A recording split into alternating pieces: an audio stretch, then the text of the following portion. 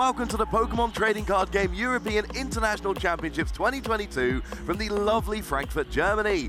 It's the very first international championship back from COVID. People are so hyped up, they're ready to go, they're prepared.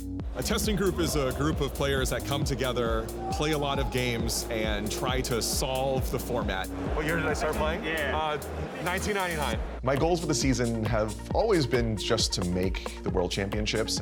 Chasing that invite as well. I'm 6 points away. Ultimately, the job of a testing group is to make each person in the group better.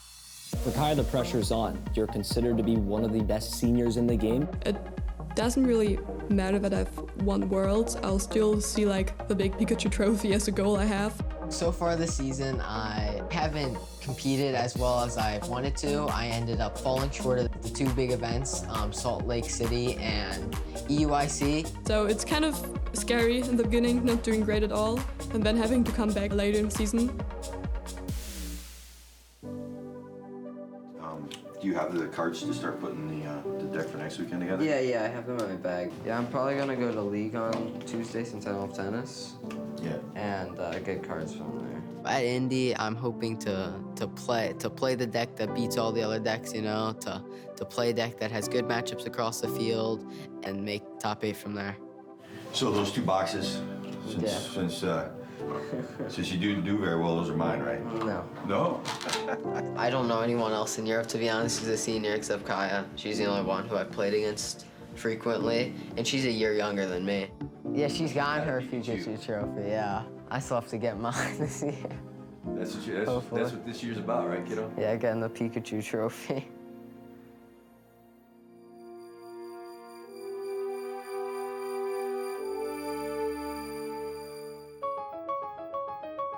So the regional championships are always a really exciting place to go test your Pokemon skills. They're kind of a unique situation. It's not an international championship necessarily. They're in several different locations, so they're accessible for so many people to attend, but they're still huge. It's often where you start your championship point journey to try and qualify for the World Championships. It's that experience throughout these events and dealing with that pressure and understanding what the level of competition looks like, that at the end of the day is going to prepare them for Worlds more so than just getting the championship points. It's a big time commitment. There's a lot more that goes into the sport before the actual tournament. Preparation is a big deal.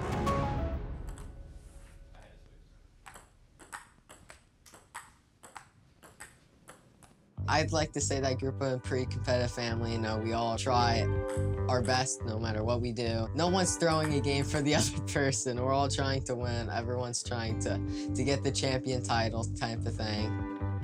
I live in Cape Coral, Florida. This is where I actually learned how to play Pokemon. I used to live in Indy until I was about 7, then we moved down to Florida. And when I was about 9, I picked up the game, and I haven't stopped playing since. Pokemon is time intensive. There are a lot of hours spent testing, and a lot of these hours are late into the evening. And so trying to find a schedule that balances our household, that was an adjustment, you know, for all of us. When Regan got serious about Pokemon, we decided that online, that sort of education would fit best. One of the biggest challenges I faced was definitely when I had to choose between online school and regular school. I went to the same school since I was in 1st grade. My best friends went there, you know. He was having fun. He was financially having success as far as winning, right? So that's always fun for a kid to win money at what they love to do. And he was getting to travel the world.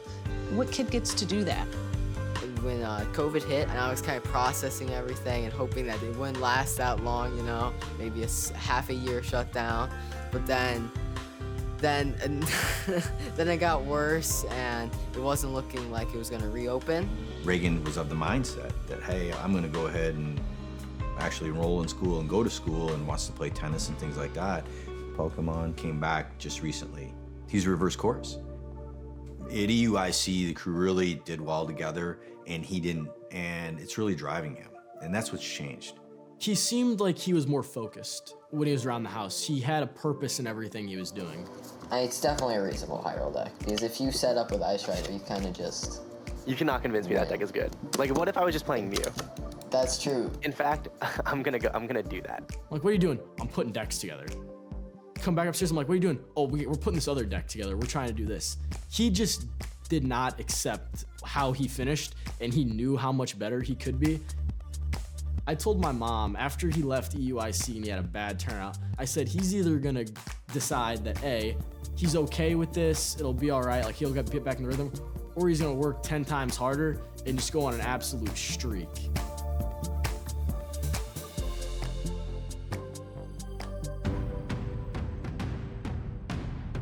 So Indianapolis regionals are coming up, and it's been crazy. We opened registration and we capped out in Masters in like an hour. Pokemon's popularity over COVID has just gone like that. Now with like the big influx of players in the game and like regionals registrations like filling up like crazy, it's a big deal because we're seeing like the biggest tournaments we've ever seen for the game ever.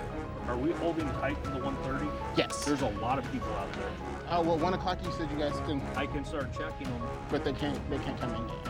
Mike the AJ. Currently, we are like at 1,080 players. So we have enough people to monitor the lines or no? Yes, right now I've got 3 people monitoring the lines. 1 o'clock you said you guys can. Yeah. Is that okay? That is perfect. I'm stressed, but it's a good stress. I'm ready. Sorry, Daryl, I can't see your flag. Hello. All right, so I'm gonna need your player ID first. I guess the Beedrill's from you, right? The Beedrill's really good against me. Dark is from you. Then your deck is better than the Beedrill. Because you also beat Urshifu. I remember at that tournament, I decided on playing Arceus Bees at like 10 o'clock when they were still, Isaiah and them were still testing Urshifu, and Regan was also pretty confident on the Beedrill. No! I have belts in hand too early. It's honestly, dude, it's fine. It's like an Urshi deck. So we're all trying to convince each other what to play, and we all have pretty strong opinions because we're all good players in our own rights. Like I actually let Regan borrow my Beedrill because I didn't think I was gonna play it. Xander, you're still playing that deck? Bro, it's 10:30, dude! It's not even 10:30. It's not even 10:30. And then at midnight when he went upstairs, I was like, hey, I'm gonna need this back. I started the game idolizing these players. Like, I loved Sam Chen. I thought he was so cool. I mean, I looked up to Xander as someone who I thought was one of the best players in the world. Best first season in Masters of all time. And then John Ng, one of the best seniors of all time. There are these guys that when I started playing, I looked up to as, you know, they're on a different level. Isaiah, when I was your age, I had your enthusiasm for this game. Now I'm here for pizza and messing around. And 6 points. And 6 points. I need 6 points. Please. I am 6 points away out of 500 for my invite to the World Championships in London, and I would like to pick up the 30 points from top 256 to clinch my invite. Table 5? Pokemon players, let's have an amazing, fun, and safe time. Trading card game, Pokemon players. Players, are you ready? Sam Chen in his prime, I would say, is a top 5 player in the game all time. There's no doubt about that. When Sam Chen is playing at 100% Sam Chen, he is an amazing player. Obviously, the break for COVID, everything like that, and just other obligations. He's getting married. He's got real life to deal with. So Sam has been one of the best players in the game for a while now. He usually gets handed the deck the night before and then just wins a tournament. And Sam, you can see, very charismatic. That's the Sam I know and love. So I started playing the Pokemon trading card game when I was 9 years old. And the reason I started playing is because there was a cute girl in my class who went to Pokemon League.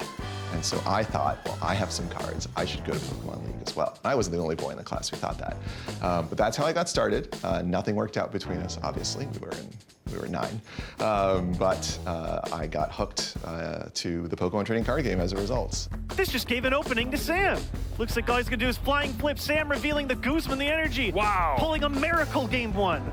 There is nothing he can do. He has to extend the hand, and that does mean that Sam Chen is going to be moving on to the top 4. But right now, he's, you know, kind of got like that mental block of like, oh, I need to get my invite. If I don't get my invite, then there's no Worlds. Like, he's been playing in like World Championships or World Championship equivalent events before I was born. Heads, please. I'll choose to go first.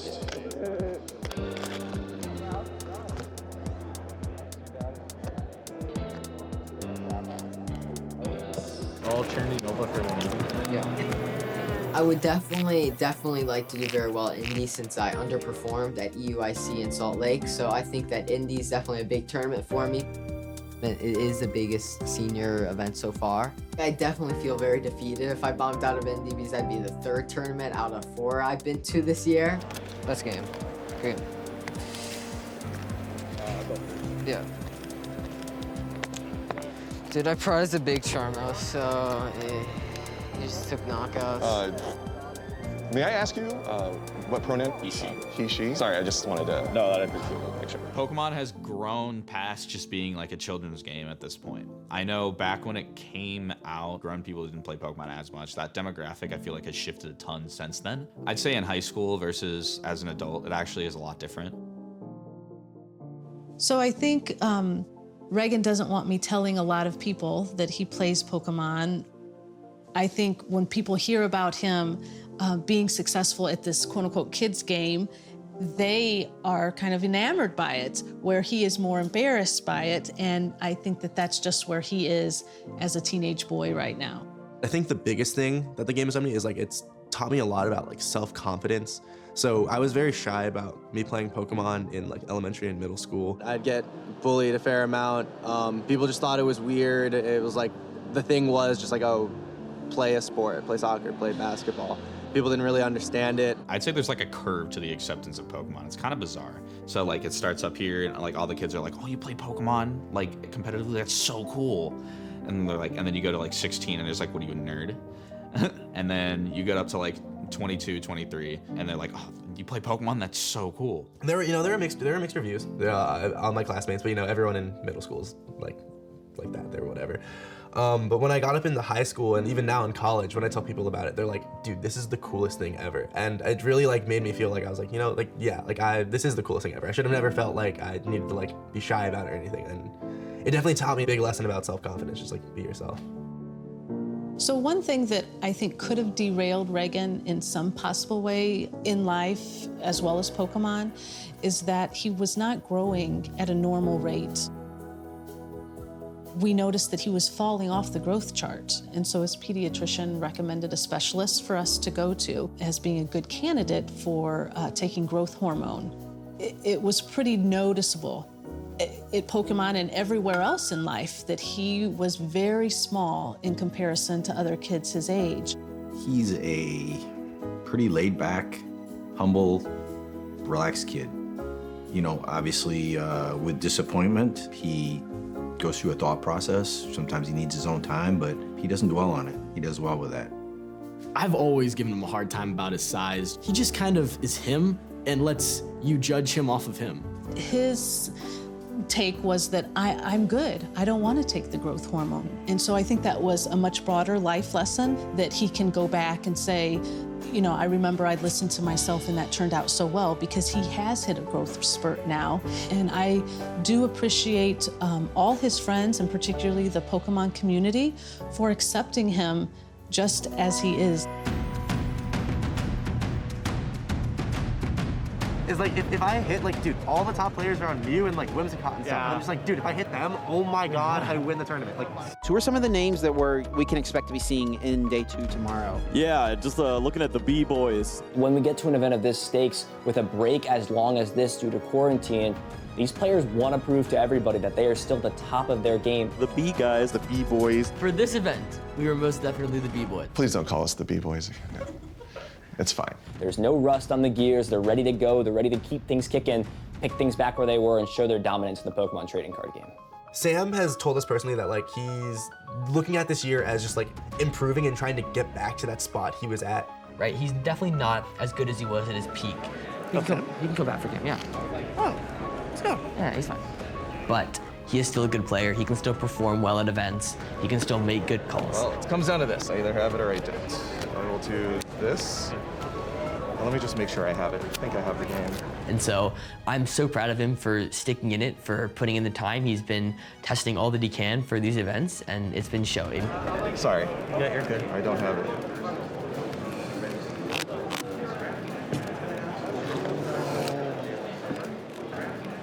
Because he wants to get back to that point where like I cannot stress this enough. Sam, like I said, is a top 5 player when he is 100% Sam Chen up here. You got it. Good game. I definitely feel like I have been playing worse than my peak. I've been making some mistakes. I haven't been really planning out my turns or the next couple turns quite as well as I have in the past when I used to play a lot more.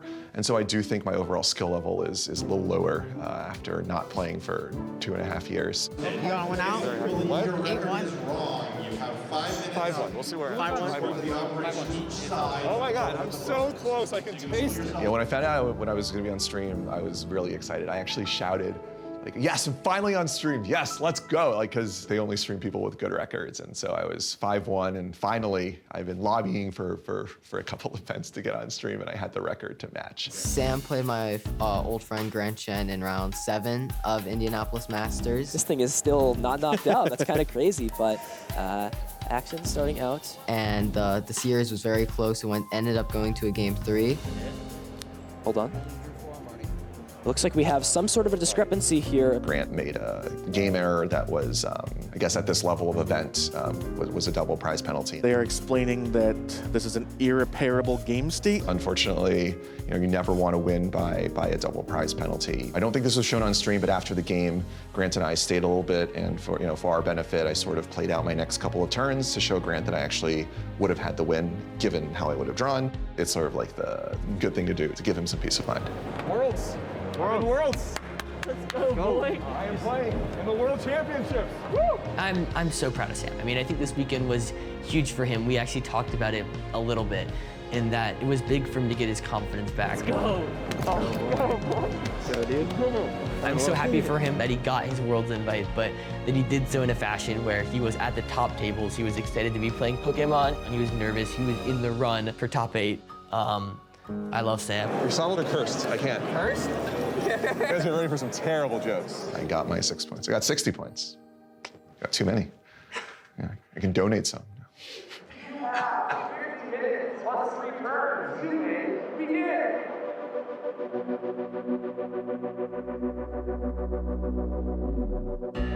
Players who are in their last year seniors, there's a lot of confidence you've got going into that last year. You've performed well. You are at the peak of your division. You are at the last year. You have the most experience out of these players in this division. So having been a former top-level senior, I know what it's like. In your last year, there's a lot of pressure to really show what you've got and be like, all right, I'm number 1, and propel yourself into Masters with that same energy. In my last year in seniors, I went through a rough patch early on as well and had to catch my stride again. And so I definitely felt for Regan a lot when he didn't do as well at Salt Lake and at EUIC. Our dad really instilled in us when we were younger, like, hey, things are gonna happen to you in life that are totally out of your control, nothing you can do about it. And the one thing that you can do is find solutions. In top 4, I ended up hitting Caleb Rogerson. He actually won Salt Lake City and EUIC, so he hasn't lost in the med yet. My hand. And in game 3, time was actually called. Went on for a super long time. He actually attached the wrong energy, which gave me an opening with B-Drill to take the game. To finally have that moment where you break through, when you get that performance that you're really looking for, when you've maybe had a couple rough tournaments, a couple rough showings, or you've taken a break for a while and you finally come back into things, it's maybe the best feeling you can have in Pokemon, to break through that barrier, because from there you just have that momentum to continue pushing through, to continue working hard. It felt very, very good winning a regional event, just knowing that I'm back, and congratulations. Happy Mother's Day.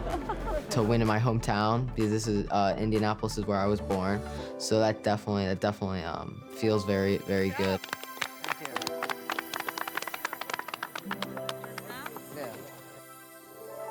I could not be more proud of him. I mean, I love Regan to death. I love seeing him succeed, and so I'm so happy for him that he finally got that win that he's been deserving. Regan and I, we both sort of sat down, we tested, and we just put our trust in the group. And for me, it was really great getting a big, deep finish at regionals. For Regan, winning another regional in seniors is a fantastic accomplishment. So I think us putting our trust in the group and playing the deck that we all worked on, paid dividends for both of us. I'm proud of the work he's put in, but it's his success. You know what I mean? It's his success, and I couldn't be happier for him. As I've told you before, I'll get him to where he needs to go. I'll make sure he has the resources. The rest is up to him. But when he won Indy, ever since then, man, he's been killing it. So at New Jersey and Vancouver, I won back-to-back-to-back. I don't care what division you're in, winning 3 regionals in a row is insane. Steve told me, because Steve is always looking at rankings, and so Steve told me that Regan was ranked #1 in the world. It is nice to, you know, finally be back on top after the start of the season. Wait, what did I select? No. Tim, why did you select a theme deck? What? I'm sorry. Guys, I think theme deck. I think theme deck practice is what we need to do today. I think Sam's trolling for the camera. What's new? So NAIC is the pinnacle of like everything. You have all the best players playing from around the world. I'm happy that it's happening 2 hours away from me. The goal for me is to finish #1 in North America. Currently, I'm 5th right now. Then Isaiah is like just right under me in 7th. I'm still a first-year master, and while I have had a lot of success this year, I feel like I am still working to prove that even though I'm a lot younger than a lot of the competition, I am one of the best players in the world.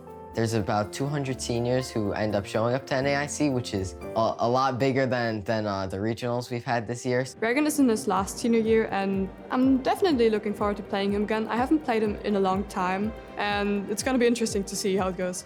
Every single NAIC have been right before Worlds. It's always been that last crunch time for some of the players. So the pressure is on